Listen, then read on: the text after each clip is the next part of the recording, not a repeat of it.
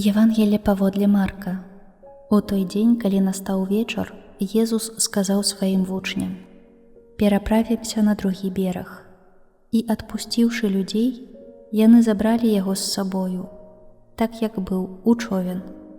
Таксама былі з ім іншыя чаўны, і ўзнялася вялікая бура. Хвалі так залівалі човен, што ён ужо напаўняўся вадою, а Езус спаў на карме, на ўзгалоўі. Пабудзілі яго і сказалі яму: «Настаўнік, не хвалюе цябе, што мы гінем?» Устаўшы, ён загадаў ветру і сказаў мору: «Змоўкні, супакойся». Тады вецер сціх, і настала вялікая ціша.